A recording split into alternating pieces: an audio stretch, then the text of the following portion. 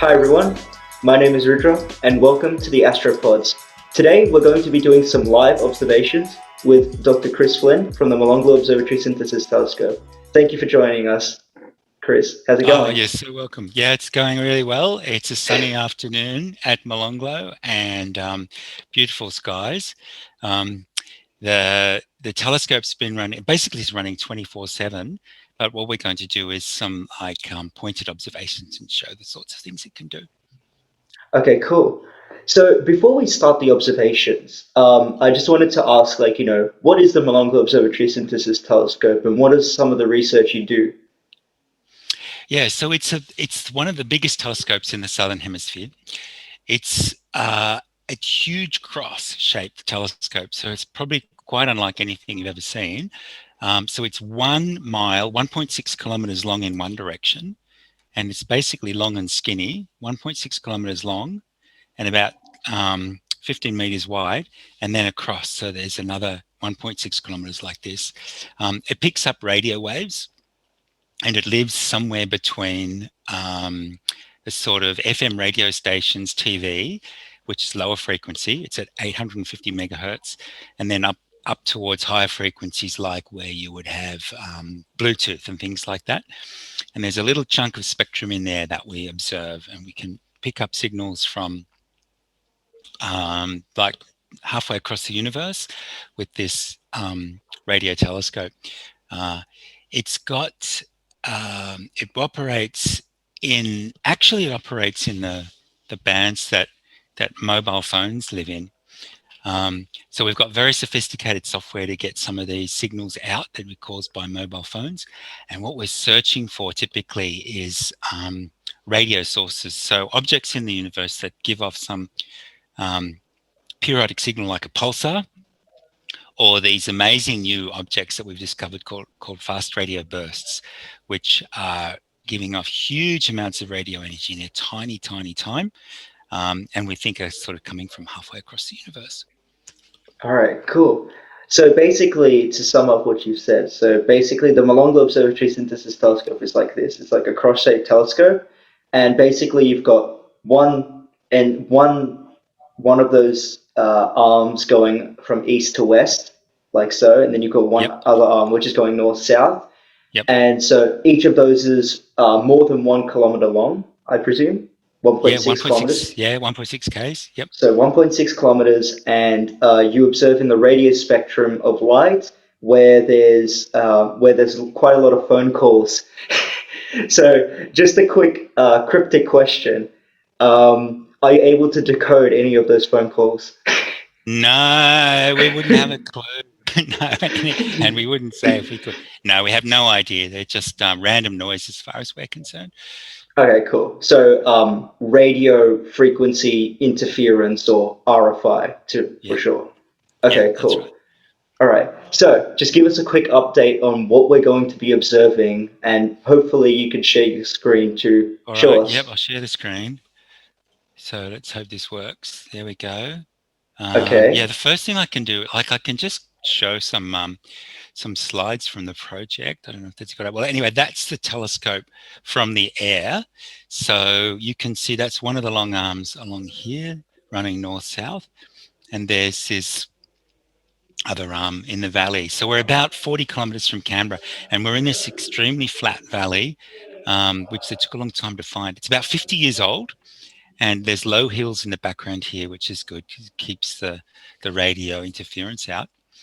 And about 5 years ago, we started a completely new, complete upgrade of all the electronics on the system so that it would perform much better.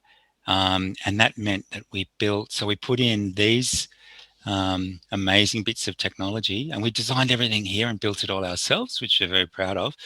Um, so we've got these radio receivers. These are little antennas that pick up a radio signal.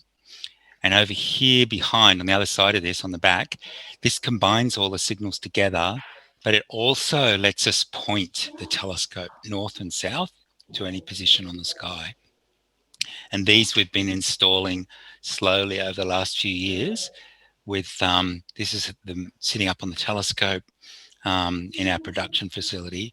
and they get brought inside, and they go into this computer rack where all the data get processed.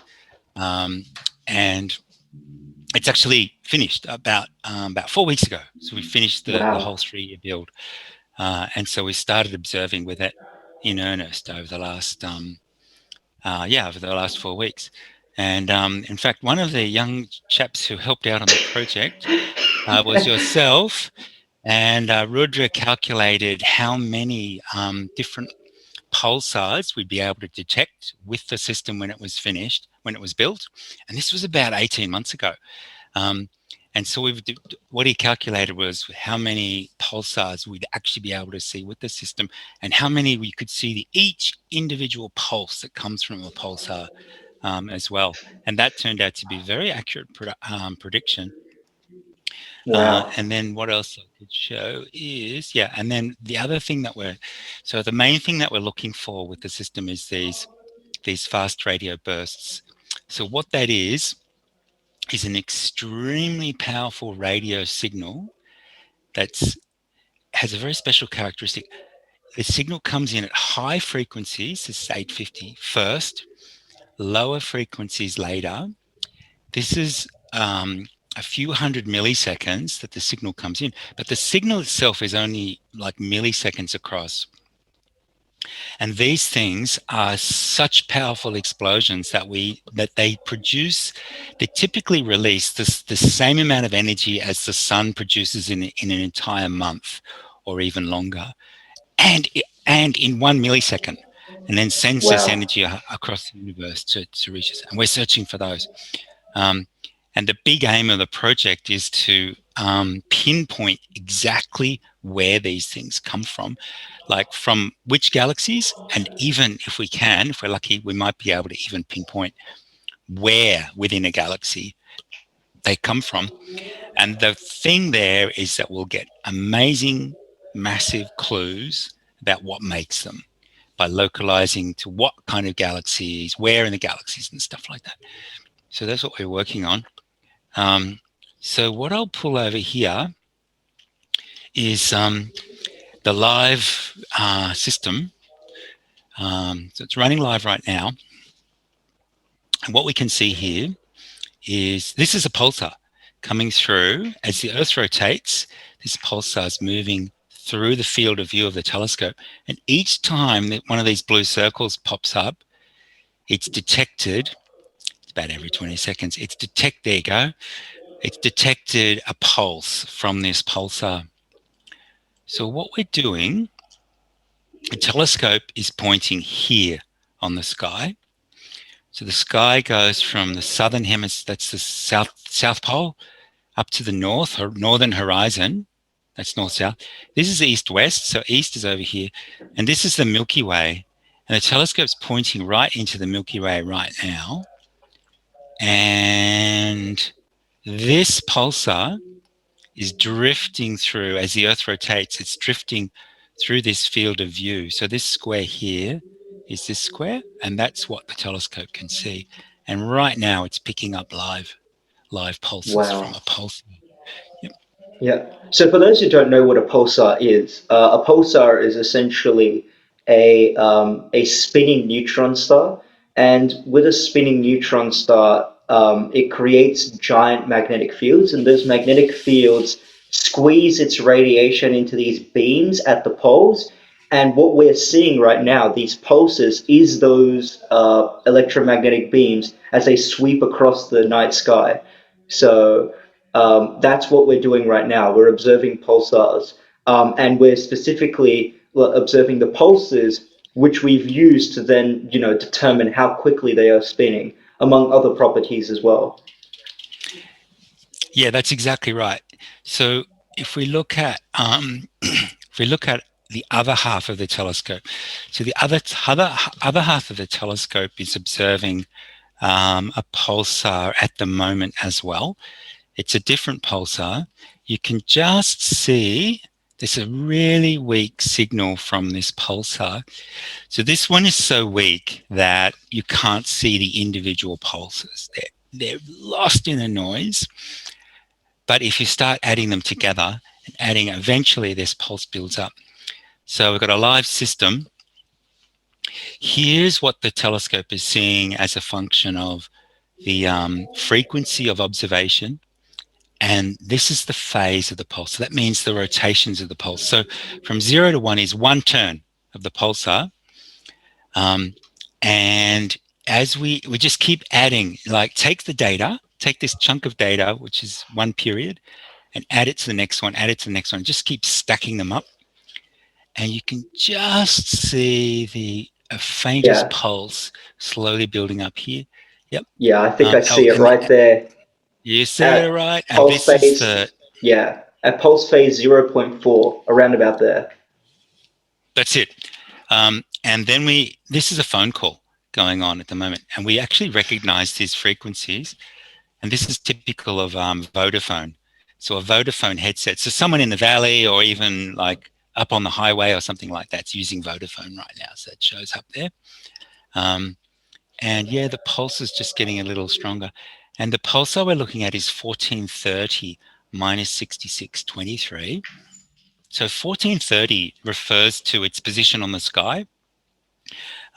So the sky's got 24 hours as you go around.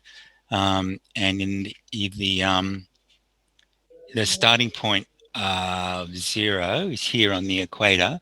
So we spin around to 14 hours 30. And that is here.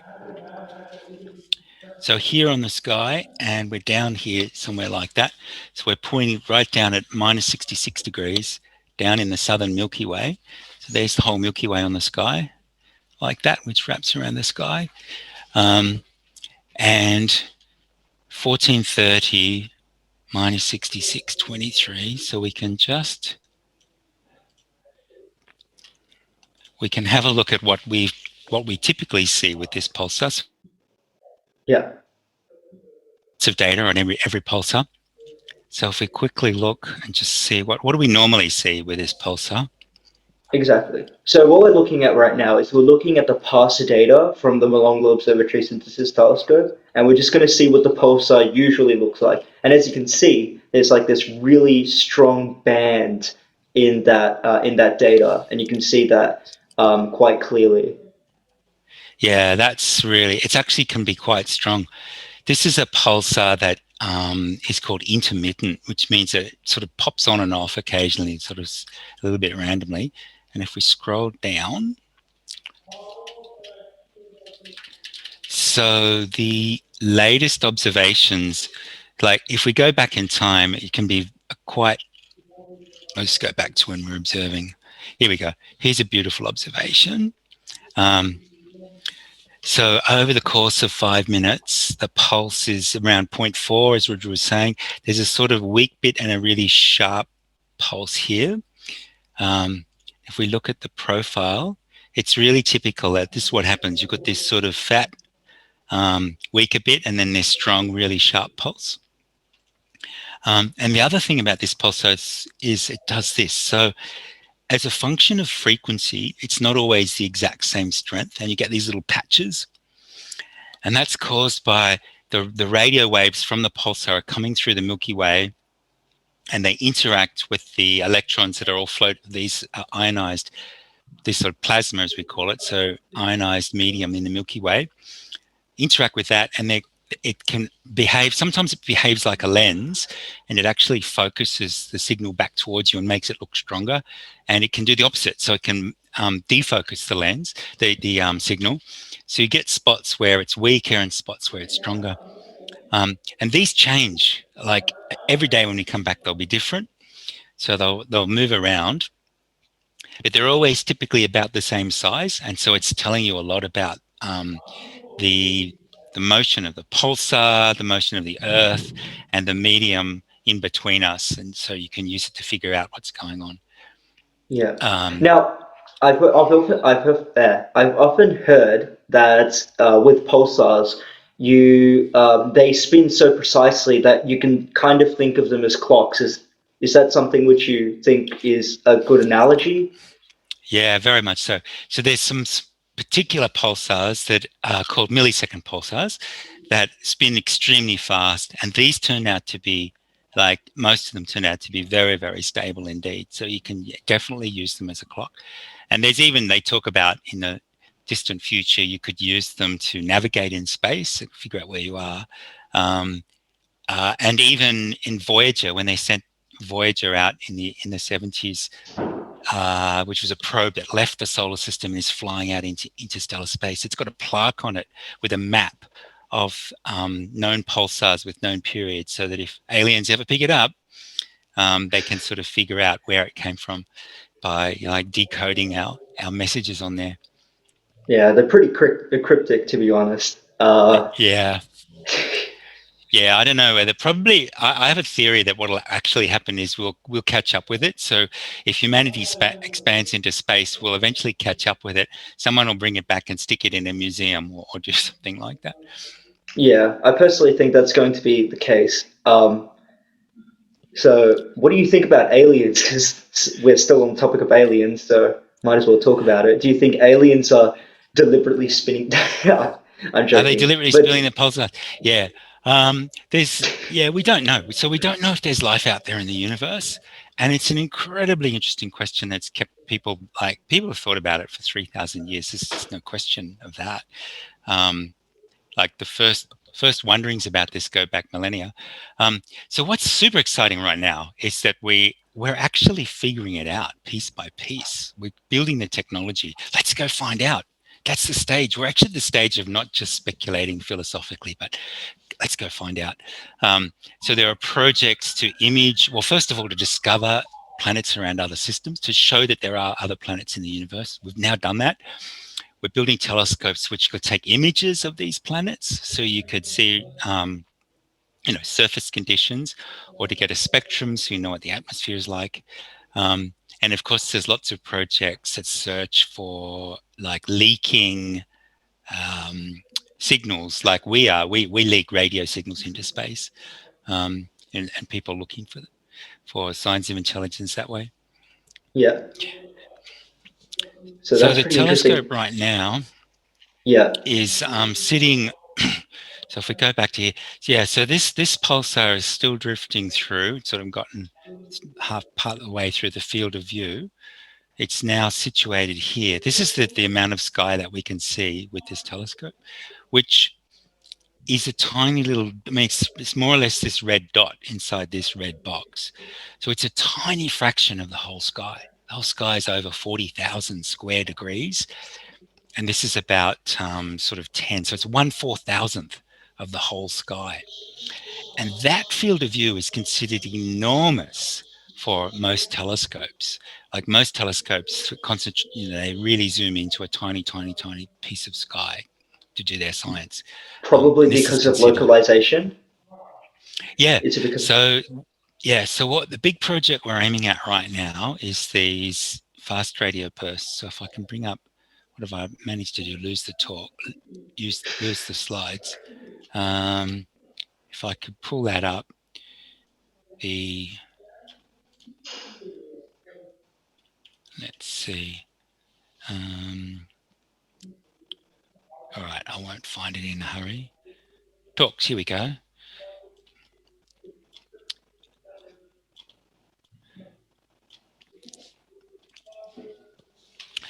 So by using the cross of the telescope, this telescope is so large. So it goes from, actually I can probably do even better. So if we go back to talks, the drone. So I've got some slides. I don't know if this will work over the internet, but we can give it a go.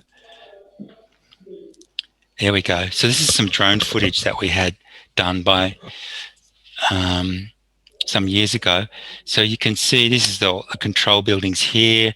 We've got some small test telescopes, which are not so small.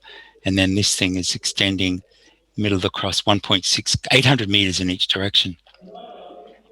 So what we're able to do is an FRB or a pulsar is detected all the way along the arm of the telescope. And so you've got this long telescope, you pick up the signal and pick up the signal here. And by timing when it arrives here, when it arrives here, you can tell, okay, is the radio wave coming directly down from the front or is it coming from the side? And it turns out that you can get quite good accuracy with a 1.6 kilometer long baseline to sort of triangulate back to the sky and say, where did that blip come from? Oh, Um, okay. So and then for we can do it anyone, with the, yeah, sorry, I was just yeah, going to go say ahead. for anyone wanting to do astronomy or apply their maths somewhere, you got the perfect place to do so. Just do some trigonometry. It's yep, trigonometry in real life. Yep, it finally got useful. Yeah, And so the other arm lets you do the same. And together, they let you draw a line on the sky. It came from somewhere along here. And then the other half of the telescope says, okay, but I can draw another line, and where X marks the spot, that's the position that it came from. So we're currently building the technology to do that, and we hope to within a few months, I think we might be able to get our very first detection like that.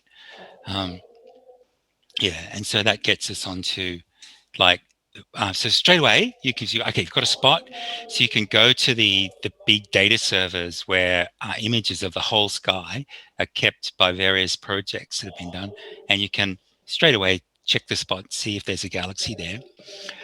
So our experience with this so far on a different project, which is a telescope over in Western Australia called ASCAP, maybe half the time it's just the best images still aren't good enough. But if we go to Space Telescope or the big 8 meter telescopes that are around and take an image of that spot, then we see the host galaxy. Um, and once you've got that, you've said, okay, gotcha. We can take a spectrum of the host galaxy, work out what kind of galaxy it is, and sort of connect these things to the rest of astronomy that we actually know quite well. So yeah, it's really exciting. Yep. yeah. Um, the other thing they can be used for, so a fantastic thing they can be used for, is to weigh the universe. What? So we have this model for what the universe is made of, um, and sort of somewhat embarrassingly for astronomers, 96% of the universe is unknown, and the 4% that we do know, that's the stuff we belong to. So we're made out of the stuff, the ordinary matter that the table's made out of, and people and planets and so on. It's about 4% That's of the something. universe. Wow. Um, and then there's this stuff called dark matter, which people may have heard of, which is about sort of 25, 26. And then the rest of it is 70% or 70 and a bit is dark energy, which people may have heard of as well. And of those two, dark energy is by far and away the more mysterious, and it's also the most. So we're sort of a little bit ignorant about what the universe is made of. Um, but we're pretty confident about this 4% of the universe, and it's sort of this. So it's in this computer simulation. It's a giant box of the universe, and dark matter is floating around in there, and lots of gas, and the gas collects up and forms galaxies and clouds like these filaments. Um, and it's ionized. So the protons and the electrons have been split and they haven't joined up again since the Big Bang. Mostly they're just floating around. Now, what's so exciting about fast radio bursts is this. When the radio wave passes these electrons on the way to us, this is the effect. So the higher frequencies arrive a little bit before the lower frequencies. And this line is telling us how many electrons there are between here and there. And some of these are really far away. They're halfway across the universe. So we have a way to measure how many of the electrons there are per square centimeter shooting from Molonglo to halfway across the universe in this sort of column. And that all comes just from this trace.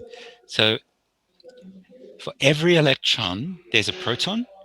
And we know how much the protons of those two protons weigh 2,000 times more than the electrons. So the protons are the main mass there.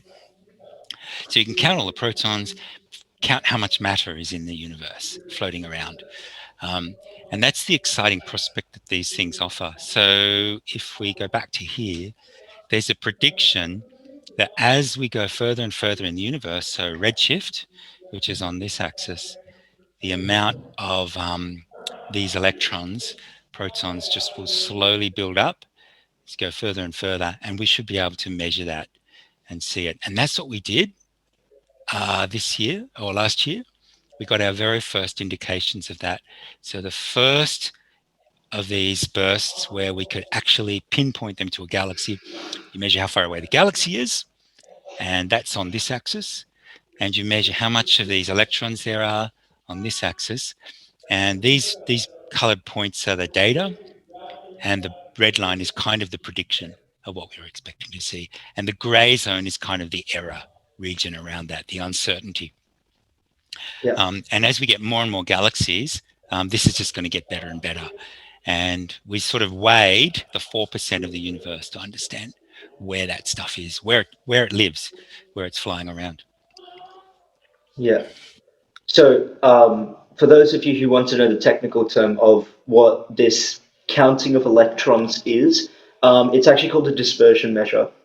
Because if we go back to that diagram of the first live FRB, you can see that the signal has been dispersed over, several milliseconds, and by using that dispersion, we can then calculate, well, how many electrons there are. It's a form of dispersion measure. Yep, that's exactly it. And then here's some of the FRBs that we've discovered at Molonglo. So now what we've done is, so we basically straightened this up so that it's not, this line has just been straightened up, so that you see the burst here as a vertical line in all of these. Now these might be a little bit hard to see, but I'll zero in on one in particular. So this one here, this is what it looked like when we detected it. Now, what we did here, and we're very proud of this, we built the first system in the world that uses a computer to recognize that one of these has just gone off. If you can do that fast enough, you have to do it within about 10 seconds. So if you can do it fast enough, all the data from this system are still in the computer's memory. And if you can't do it, you've only got about 20 to 30 seconds to do it. And then it's too late because that data has to be reused. We're constantly putting data through the system, and it's going into this, what's called a ring buffer. So a circular memory buffer. And by detecting it, what you can do is say, okay, gotcha, copy all that memory to disk and save it. And that's what we do. And when we did that, and that means you can analyze the data in much, much higher time resolution. And this is what we saw. So this this featureless, more or less, stripe became this plot here. So same plot as frequency here. The burst has been straightened up. We see that it's got complex structure, lots of little subbursts within. And as a function of frequency, there are these bands and stripes. And what we think this is telling us, well, first of all, it was really exciting to see this very fine time resolution structure. So the finer the resolution of structure in time that you can see, it means almost certainly the smaller the object that it's coming from. And these timescales immediately suggest to us that it's got something to do with neutron stars, because it's such a small time, it's tens of microseconds. And that's the time scale that we associated with very, very compact, extremely dense objects like neutron stars. And the other thing we noticed was these stripes here, and they're similar to pulsars. So that when we were doing live observing, that pulsar that we were looking at, I've lost the screen, so I won't go back to it. That pulsar we were looking at had these little blobs of structure, and that was telling us about how the electrons are distributed in the Milky Way, which we understand really well, our home galaxy, but very close. Now, for the first time, we've got the opportunity to pull off the same trick right through the universe. So it's like a probe that's picking up the structure all the way along from the host galaxy through the universe, maybe passing through another galaxy's outer parts, and then finally hitting us in the Milky Way. So this is, it's very exciting. to see these. And this has turned out to be really important. So all the FRBs that are discovered now, where we're looking at amazing structures like these because we can capture that it happened with automated systems. Yeah, fantastic. Like, and so you mentioned that if we look at the PowerPoint presentation and the accompanying text, it says that there's something called scintillation enhancement that is consistent with the Milky Way's is it ISM? So what does that stand Yep. for? So ISM is the interstellar medium. So this is all the electrons and protons floating around freely between stars. So if we look at, you can actually see it. Like there's a little telescope here behind us, which is probably about an 8-inch. And a couple of nights ago, I had it out looking at the Pleiades star cluster. This one here. Um, so this is a brand new cluster of stars. It's like tens of millions of years old, and it's so young that the gas clouds which it formed from are still floating around near these stars. So for most stars, they wander off in the Milky Way after being born in a cluster like this, and the gas dissipates and goes back into the Milky Way. But this is the gas ionized, still sitting there, lit up by the stars inside it. So this stuff is all through the Milky Way. In fact, if we look at ISM map, and it's crucial gas because it is the stuff which new stars are born from. And like if we look at, let's see, where's a good example? Here we go. This is good. So here's like a radio map of the sky. So there's this extremely strong and extremely thin layer of radio emission coming from this line on the sky, and that's all the gas that's sitting in our Milky Way. It's basically sitting on this line in the Milky Yeah. Way. Whoops. And it's going to eventually ends up as brand new stars being born out of it. So this stuff is also floating around between the galaxies, and that's called, instead of the interstellar medium, it's called the intergalactic medium. Or IGM for sure. IGM for short. Yep. Yeah. Okay, that's interesting. Interesting stuff. Now, I think we should probably check up on the system to make sure that it's Make sure to everything's see all what it's right. up to. Yeah, and All see right. what's So here we up. go. Yeah, cool. So this is the here's our field of view. So the Milky Way is this huge. We know of about two and a half, 3,000 pulsars in the Milky Way. So they were discovered like 55 years ago, something like that. They live in the Milky Way. So they live in this exact same extremely narrow line on the sky as that ISM that we just looked at. And that's a big clue. And they're born from supernova.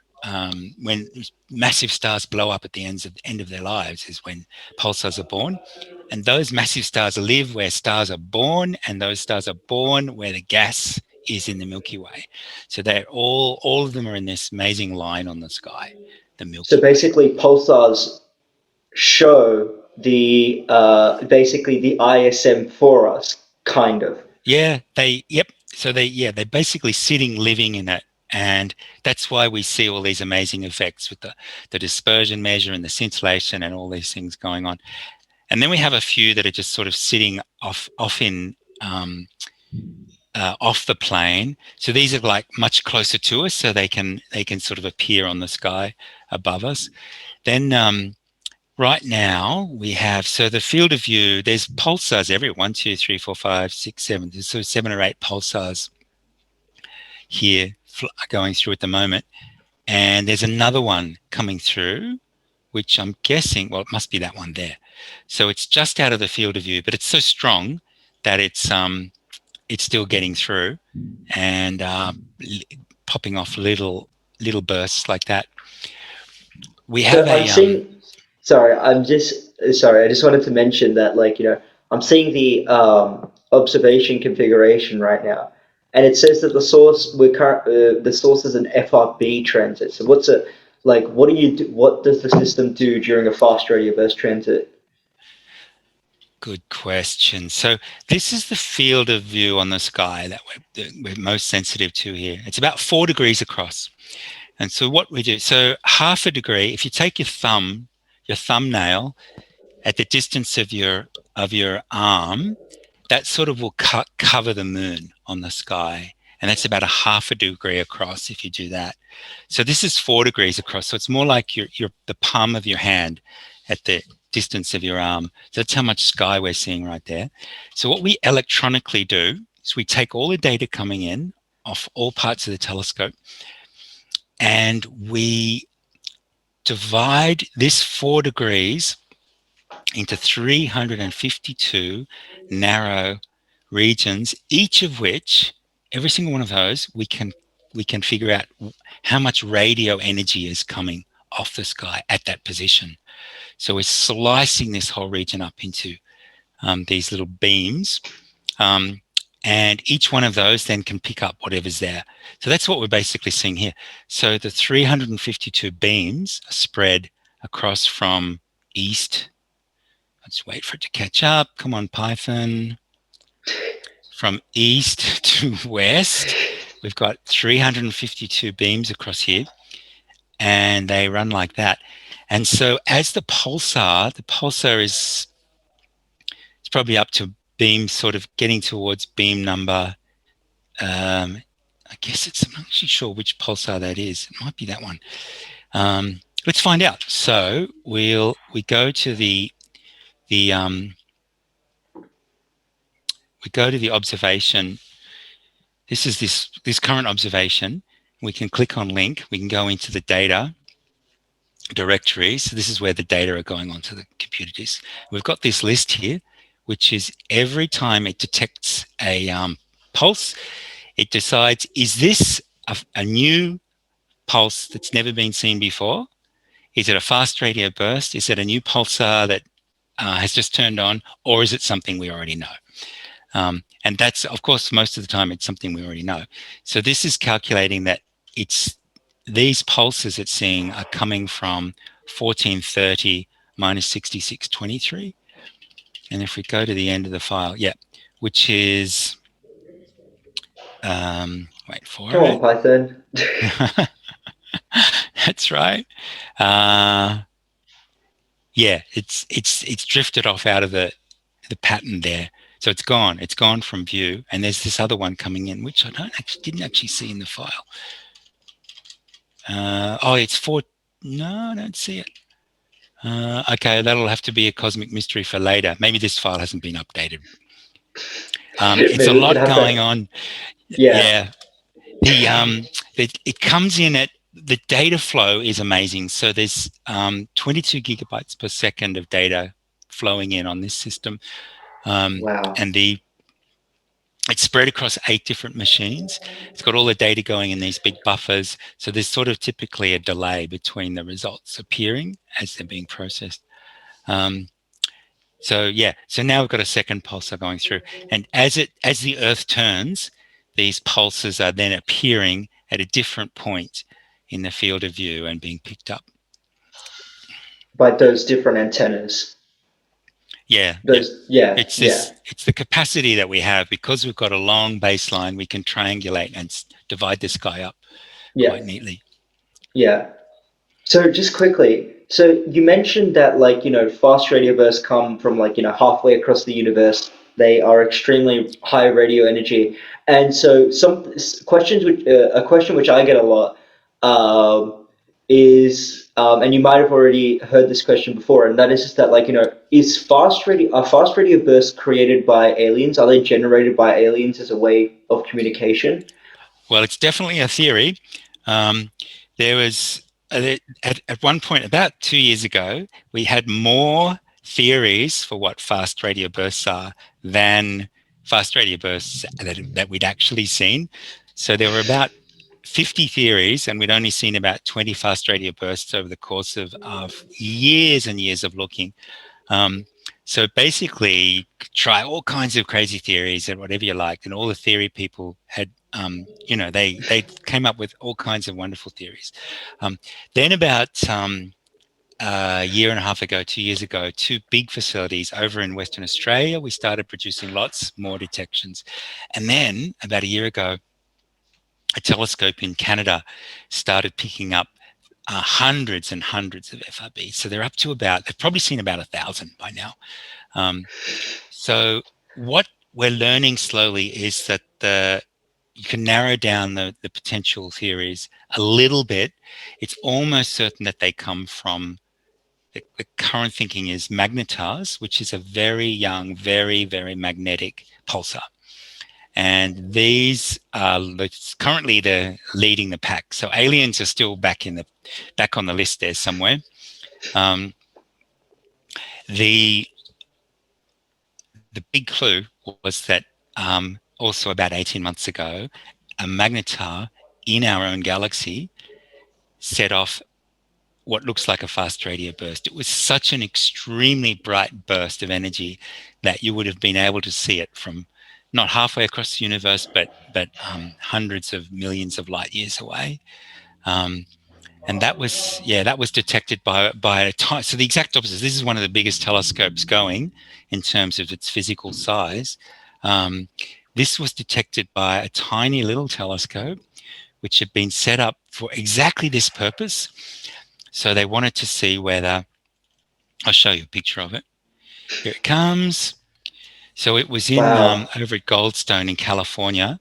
So it's a tiny little receiver sitting inside this weather protection dome. And this thing can see, what have I done with I've lost our antennas. Uh-oh. It must be behind me somewhere. I can go and grab it. We have, oh, here it is. Well, here's an old one like this. So we have antennas which pick up the signal from the radio sky, which this size. There's something very similar just sitting inside there. And it can pick up energy from most of the sky, like a huge field of view here. So this is really large field of view compared to us. And the other thing is that it's got a much lower sensitivity than our telescope, which is a good thing. So any burst that's nearby is going to be so ridiculously powerful if it's in our own galaxy that it would completely overwhelm all the other kinds of radio telescope. And you just wouldn't, it would just be electronic noise. It'd be really, really hard to recognize. And this little telescope instead is tuned so that you can detect these extremely bright bursts. So they found one coming from a magnetar in the Milky Way, and that's What was the the name of the strongest evidence. magnetar? SGR 1935. So if you Aha. Google that, you'll see lots of press on it because it was such an interesting event. Pretty interesting. So this telescope, or this antenna to be more precise, is essentially designed so that it can detect local fast radio burst like signals without it getting overwhelmed or saturated by all Yep. that signal, Yep. pretty That's much. exactly right. That's exactly right. And it did. And that was a breakthrough for the field. So we're now got much better clues about what's causing them. Yeah. Um, So the now other if we thing is, that yeah, sorry. Go continue. so what I was going to say, the other big clue is that, so initially we didn't know if do they only happen once? Do they blow themselves up and never happen again? So when it happens, is it a destructive, catastrophic event like a supernova? So supernovas can't happen twice because they blow themselves up in the process. So that was one possibility. But a few years ago, one of these FRBs was found to give off another burst and another burst from the same spot on the sky, and with the exact same characteristics. Dispersion measure was exactly the same. Um, so that was a super important clue. And those have now been followed up so much that we've seen thousands of bursts coming from some of these ones that go off multiple times. So for sure they don't blow themselves up, and the because we're starting to collect hundreds of them, or even like there's sort of 500 bursts now, we're even starting to see like subtle differences between the ones that you've just seen once and the ones that occur multiple times. So there might be two types. That's happened before in astronomy. It's not always just one type of thing. And the other fascinating clue is that one of these ones that gives multiple bursts seems to be periodic. So the multiple bursts gives out like totally random. We thought until recently, and it seems like every couple of forget the actual time. I think it's every couple of weeks it can get more active and less active. So there's maybe something, maybe it's in a binary system going around another star, something's interfering with it, with matter's dropping onto it. We don't know. But another clue. That is that is so interesting. I never really thought of fast radio bursts in such a way. So they could be coming from magnetars. We still have to determine the system or the mechanism that's causing magnetars to potentially spew out like these bursts of energy. But we're sort of on the way to finding out. Yeah, it's great. So it's this classic time in a new field of astronomy in particular, where most of the it's all the new observations are always driving forward. What could it be? What could it be? Get a new observation. Oh, this suggests that we should try this or we should try that, or it gives you an idea. And then so they can be the opposite in some fields. What you need is really good theory to understand what you need to do next. And it's more like data driven. We call it data driven. So each observation is telling us something new to try out. But I think soon, like within a year or two, that like the theory and data together are just going to be really powerful. Yeah, yeah. So basically, what we're doing here at the Molonglo Observatory Synthesis Telescope is that we're basically combining the north-south arm. So these two arms, we're combining the entire telescope, and we're basically going to search for fast radio bursts um, all the time, 24/7, unless we're observing pulsars, that is. Yep, that's exactly it. So, and we can even set it up a little bit so that even if we are observing a pulsar, we still have some chance of picking up if an FRB happened. So that the two arms wouldn't be too far from each other, so that because they have small areas of view on the sky. Yep. So that's all, and it's sort of a few weeks away when we should be able to get all the software deployed. The big effort's Yeah, been to get the pulsars going in the yeah. last few weeks. Yeah. So back to the system itself, which is used to observe pulsars and fast radio bursts. How do you actually go about scheduling observations and stuff like that?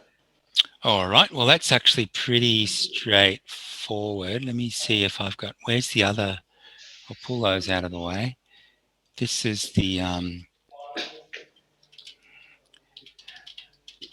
so the main VNC. Oh, here we go. Oh, so we're observing a bright pulsar right now. Oops. So that's live data coming. Oh, that's the data that's just come in from this pulsar. So as a function of frequency, the pulse is kind of a little bit brighter up here and a little bit fainter down here. And there's phone calls. This is Telstra phone calls, which are getting in the way, but it's really strong. And you can see it's actually getting stronger with time.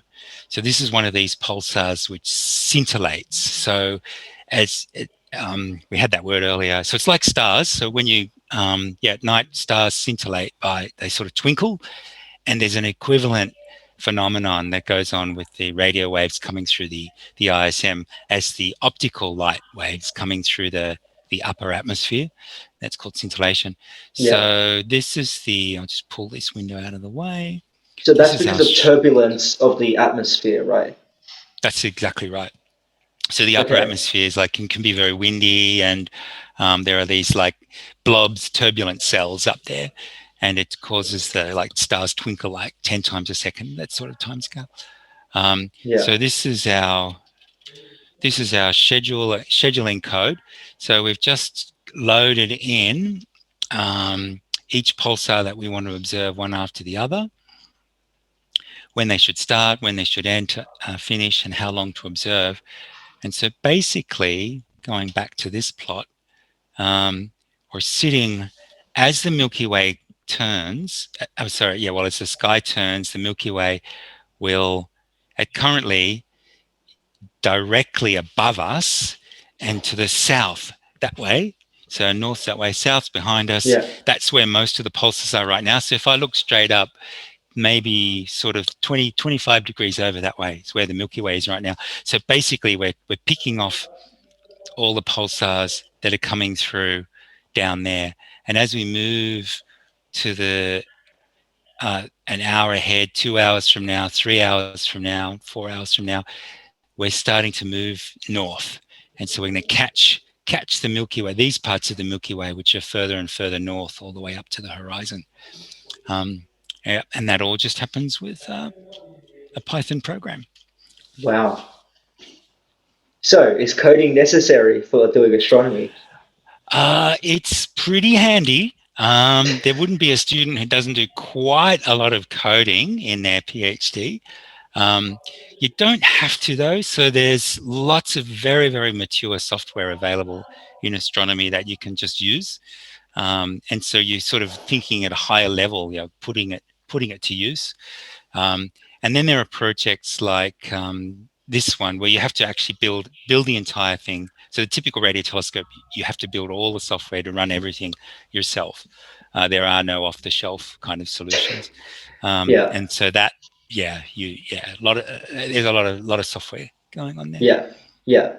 So Um, with yeah, sorry, I was just going to quickly ask with radio astronomy and astronomy in general, for a student like myself who wants to get into astronomy, what would be the best place to start?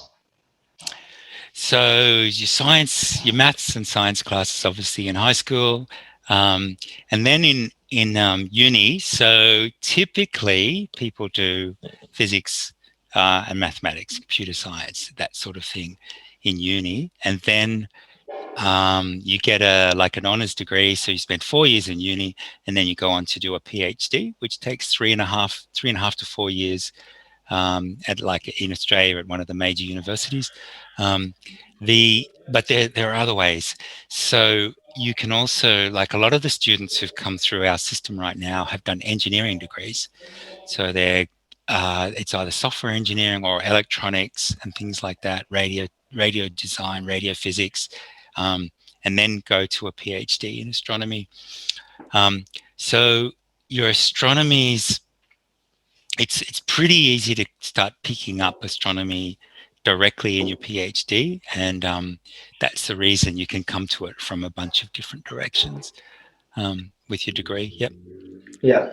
So I actually see that the system is updating something. It's the like it's is it doing a new observation or something? Yep. So it just started observing this pulsar. So the next pulsar on the list, if we scroll back, um, was 15. Which one is it doing? 1512.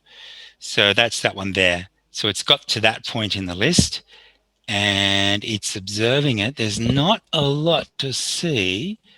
If we go and have a look at so we're up to this pulsar. Let's go and see what we normally see. Must be a weak one. Oh, the telescope's broken. Let's see. Let's just hope the Okay, so telescope's not broken. this one's quite challenging. So we have seen it. We do see it. So you can see on here that this is the shape of the pulse is quite broad on this particular pulsar, and if your eye sort of runs down this line of all these observations, you can sort of convince yourself that you're seeing a signal, a little bit of extra signal, almost always at the same time here, which corresponds to this noise-free or very high signal to noise observation. Yeah, you can just see it poking through. Yeah. So this one's quite tricky, but we are definitely detecting it. Yeah. And that's why, yeah, it's hard to, definitely hard to pull out here. It's in here somewhere. Yeah. So there are actually two ways of going about like measuring how strong your signal is. One way is to measure the ratio between the strength of the signal and the strength of the noise, which is called the signal to noise ratio. Yeah. Yeah. Alternatively, you could just measure the absolute flux or the absolute strength of the signal, which is another way of doing that. Is Yeah. that Yeah. am I Yeah. screwing Yeah. something Yeah. up? No, that's right. And generally speaking, to measure the flux, you would calculate the signal to noise. You sort of calculate the signal to noise that you're picking up, um, and that can be converted into the flux that's coming from the pulsar. But it depends on a few things. So it depends on how broad the pulse is. So if this was a really skinny pulsar, so if we had the same energy but in a very skinny pulse, this would be a piece of cake. Like this would be really easy to pick up. So if we have a look at actually, so that's a big factor is how skinny the pulse is. Um, I can show. I mean, we can see some over there, just like right now. Yeah, that's right. Like there's some really skinny ones here. There's an absolute classic I wanted to show. The super skinny. This guy here, 2144. It's a very, very slow pulsar. So it takes 8.5 seconds for each pulse. Spinning, one of the slowest spinning pulsars known. The Wow. fast pulsars, millisecond pulsars, hundreds of times a second, that are a ball of neutrons, which is about sort of 20 kilometers in size, so about the size of the city of Melbourne, weighs the same as the sun, and is spinning hundreds of times per second. It's just an amazing concept. This is a really slow guy, so it's spinning at 8.5. Takes 8.5 seconds per spin, and it's got this really beautiful narrow pulse. And the narrower the pulse, it's much easier to pick up. We'll just go down But here, what happens if and this it's is too one of the ones skinny? that it's that can. Ooh, it's looking pretty ugly. Some of the recent observations. I have to look into that. Um, So it can be too skinny. Like if you're here we go. Oh, just a little bit, just having trouble controlling the mouse. Huh. Oh, why is it doing that? I don't know. I'll just pull it down by hand. There we go. So there's 3 observations in a row where this pulse is really obviously very skinny. Um, you could, if the pulse was narrower than the time resolution of the instrument, then it will be you can't resolve it. You can't take advantage of that of the skinniness to make it easier to detect, and it just basically fills in the time resolution of the instrument, which might be so big that you don't see it. Wow. So one of the names of the game here is to build telescopes with higher and higher time and frequency resolution and bigger field of view and so on. And that's to do that, we take advantage of the every 18 months Moore's law means that your computer technology's gotten like a factor of 2 better for the same price, and we very very much take advantage of that in radio astronomy. Yeah. That's interesting. So basically, like just expanding upon Moore's law, like will we reach a stage where we like might not be able to advance technology further? Like we'll reach a point where we just have to stop because if we do like create technology that's better, then it will sort of break the laws of physics, if you know what I mean. Yeah, I have to admit I don't know too much about the limits of Moore's law, but um, it's obvious that you can only pack a certain number of transistors into an area on a chip before the quantum effects start make things misbehave, and you need totally predictable behavior with transistors. Otherwise, you're just not going to get anywhere. So it's a challenge that's ahead, but yeah, I don't know too much about it. Okay, that's fair With enough. these, but one of the things I can say is that one of the big changes was about 8 or 9 years ago when gaming games machines started using graphics processors to render all these beautiful graphics. And those processors, because they sell so many, and because such power is needed, their power per dollar ratio was starting to beat traditional computers, and now they've just taken over. So what we did, we recognized that opportunity and invested in games machines to get all of this to fly. And so the cost was about, in the end, it was about $250,000 worth of games machine type servers, compared to probably $1.5 million, which you would have had to pay for a traditional CPU based computer. So, so we're very happy for all the gamers out there who brought the price down and brought the speed up on these high performance devices. Yeah, Wow. Wow. So because of gaming, we've now reached a stage where we're able to do better astronomy. that's it. Absolutely. Yep. Oh my word. I've never heard such funny stories. It's sort of like that story. It's sort of like that story when the discoverer of pulsars, Jocelyn Bell, Dr. Jocelyn Bell, she thought she had discovered alien signals, Yep. and so she decided to call the first pulsar LGM1, which Yep. was short for Little Green Men 1, Yep. which Yep. was pretty funny. And Yeah, then I think later they in, actually got as far as three of those, LGM 1, 2, and 3. Um, and it was definitely a tongue-in-cheek name at the time. But it was an incredibly exciting discovery to see, yeah, these signals coming from off the Earth that were just so regular. It was an obvious, definitely that it was on the cards to think about. yeah, yeah. Now, what are the applications of pulsars? Like we've been doing a lot of observing of pulsars, but what are the applications of pulsars and specifically the pulsars and periodicity? Um, so, for example, you've mentioned that we can use pulsars to map the universe and be able to basically use it as a map to travel around in our galaxy. But are there any other applications such as gravitational waves? Yeah, gravitational waves is a really, really important one. So, um, from the small number of pulsars, so we've found thousands of pulsars, and that's the reason is one of the drivers there is we want to find the very best pulsars for clocks, and that's these so-called millisecond pulsars. Been really fast, they're really stable, um, and yeah, the beating of these clocks is very, very high precision. So we've got them sitting in the Milky Way. So we know where like a dozen of these things are, and they're spread through the Milky Way, and they're off in various directions around us. And we time them every day and watch the clock pulses.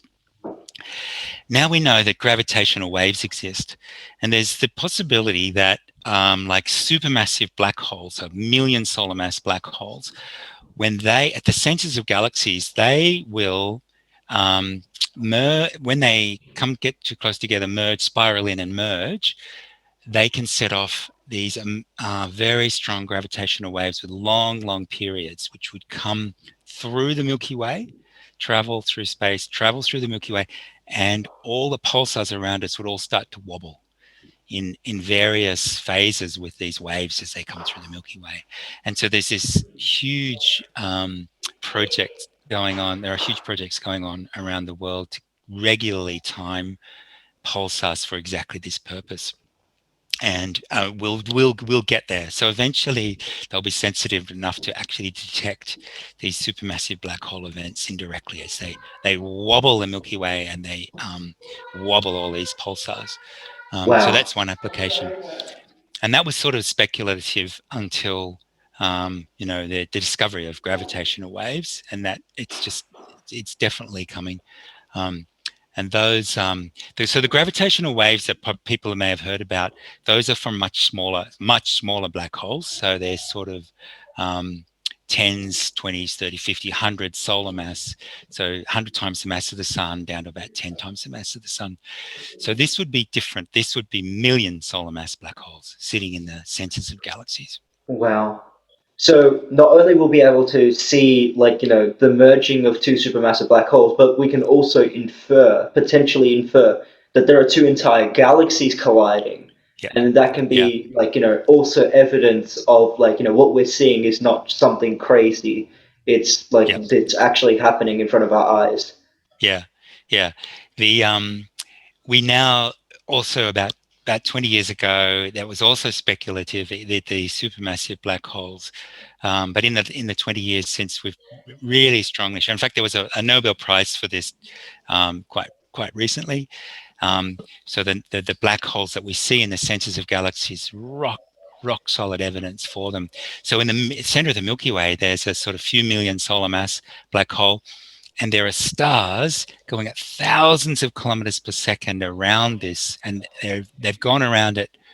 Some of them have gone around more than once, and we're really confident because you can see the orbit, you can see it's going around a certain point on the sky, and you can calculate. Whenever in astronomy you've got a distance and a velocity of an orbit, in some point in an orbit, you can calculate the mass that's involved. So it's a really important technique. And that's how we know that there are all these black holes in the middle of galaxies. Yeah, and that's what we used a few hundred years ago, with Newton's laws, to Yeah, calculate the mass of the sun and the mass of Jupiter and all these other cool stuff. yeah, exactly. And it's what we do to search for dark matter around galaxies as well. So in a way, dark matter's been discovered over the centuries in this sense that, like in the solar system, the motions of the planets weren't quite exactly what Newton was expecting, what you would expect from Newtonian laws. And they started to wander off in a systematic way, which suggested there's another planet we've missed. And so you can Wow. reverse engineer, try to figure out where this planet is, and then they find it. Um, that's, in a sense, you've found matter that was dark until then. And then the other way is that with binary stars, there are lots of binary stars on the sky where you just see a star just going around in a circle, but you can't see what it's going around. Um, and that's another way to surmise the existence of matter that you can't see. And eventually, their telescopes got good enough that you can actually, like you can find all these members of the Wow. system. So, and we're Wow. doing that with galaxies. So that's one of the reasons we think that there's dark matter out there. Yeah. So I think we'll call it here for Yeah. today's session. I think we'll call it Yep. here for today's session. Now, thank you guys, everyone, for watching. Thank you once again, Doctor, for joining us today on this live observation session. And if you would like to see more stuff from myself or Dr. Chris Flynn, or from other astronomers around the world, then make sure to hit that subscribe button. And if you did like this video, then hit that like button. Hit the thumbs Right. up. I did. Great. Yeah. Thanks, All Roger. right. It was great Thank fun. you. All Bye. right. See ya.